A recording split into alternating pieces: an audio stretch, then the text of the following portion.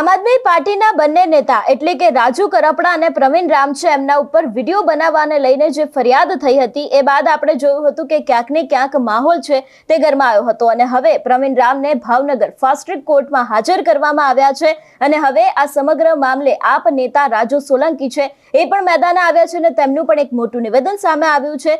વિગતે વાત કરીએ સમગ્ર વિષયની। નમસ્કાર, હું હંસિની અને તમે જોઈ રહ્યા છો નિર્ભય ન્યૂઝ। આમ આદમી પાર્ટીના બંને નેતા એટલે કે રાજુ કરપડા અને ખાસ કરીને પ્રવીણ રામ દ્વારા જે બોટાદના હળદર ગામે એક મહાપંચાયત કરવામાં આવી હતી એ બાદ આપણે જોયું હતું કે ત્યાં પોલીસ દ્વારા લાઠીચાર્જ કરવામાં આવ્યો હતો। ઘણા બધા એવા ખેડૂતો છે કે જે લોકો હજી પણ જેલમાં છે અને ઘણા બધા ખેડૂતોને જામીન મળી ગયા છે, પરંતુ એની પહેલા આપણે થોડા સમય અગાઉ જોયું હતું કે પ્રવીણ રામ ઉપર વિડીયો બનાવવાને લઈને એક ફરિયાદ કરવામાં આવી હતી અને આ જ ફરિયાદને આધારે તેમને ભાવનગર ફાસ્ટ ટ્રેક કોર્ટમાં હાજર કરવામાં આવ્યા છે। સૌથી પહેલા તો એ દ્રશ્ય ઉપર નજર કરીએ, ખાસ કરીને આ વાતને લઈને રાજુ સોલંકી દ્વારા શું કહેવામાં આવ્યું છે તે પણ સાંભળીએ।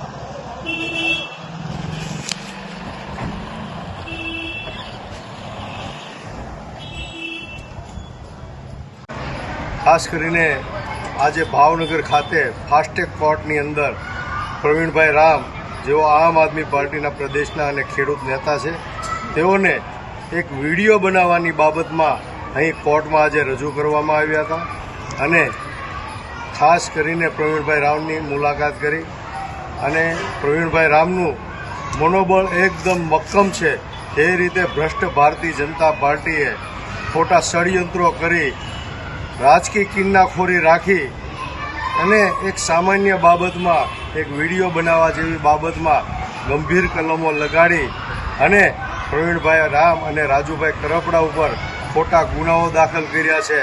એની સામે આમ આદમી પાર્ટી પણ સામું ક્રોસિંગ કરવાની છે અને આવનારા દિવસોમાં જે અધિકારીઓએ ખોટી ફરિયાદ કરી છે એના ઉપર પણ આમ આદમી પાર્ટીની ટીમ દ્વારા, લીગલ ટીમ દ્વારા એની સલાહ લઈને આગળની કાર્યવાહી કરવામાં આવશે।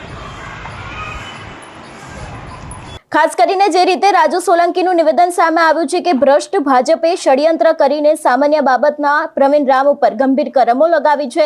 એટલું જ નહીં, ક્યાંક એવું પણ કહેવામાં આવ્યું છે કે આમ આદમી પાર્ટી કાયદાકીય રીતે મજબૂત લડત આપશે। જે અધિકારીઓએ ખોટી ફરિયાદ કરી છે એ લોકો ઉપર પણ કાર્યવાહી કરવામાં આવશે એવી વાત કરવામાં આવી છે। છેલ્લા ઘણા સમયથી આપણે જોતા આવ્યા છીએ કે રાજુ કરપડા છે અને ખાસ કરીને પ્રવીણ રામ છે તે ચર્ચાનું કારણ રહ્યા છે। રાજુ કરપડા ઉપર તો આની પહેલા બીજી ફરિયાદ થઈ હતી વિડીયો બનાવવાને લઈને, પરંતુ થોડા સમય અગાઉ પ્રવીણ રામ ઉપર પણ વિડીયો બનાવવાની વાતને લઈને ક્યાંક ફરિયાદ કરવામાં આવી હતી। એ બાદ આપણે જોયું હતું કે એક બાદ એક નિવેદનો સામે આવ્યા હતા, પરંતુ હવે અંતે જ્યારે ભાવનગર ફાસ્ટ ટ્રેક કોર્ટમાં તેમને હાજર કરવામાં આવ્યા છે એ જ વાતને લઈને રાજુ સોલંકી દ્વારા પણ કહેવામાં આવ્યું છે અને તેમણે પણ કહ્યું છે કે હવે કાયદાકીય રીતે લડત આપવામાં આવશે અને હવે આગામી સમયમાં આ વાતને લઈને લડવામાં આવશે। જે તે અધિકારી દ્વારા ફરિયાદ કરવામાં આવી છે એ લોકોના ઉપર પણ કાયદેસરની કાર્યવાહી કરશે એવી પણ વાત તેમના દ્વારા કરવામાં આવી છે। જોવાનું રહેશે કે હવે આ ઘટનાની અંદર કયો વળાંક આવે છે। તમારું શું માનવું છે આ વિષયને લઈને અમને કમેન્ટ કરીને ચોક્કસ જણાવજો। તેની સાથે અમારી ચેનલ નિર્ભય ન્યૂઝને લાઇક, શેર અને સબસ્ક્રાઇબ કરવાનું ભૂલશો નહીં। નમસ્કાર।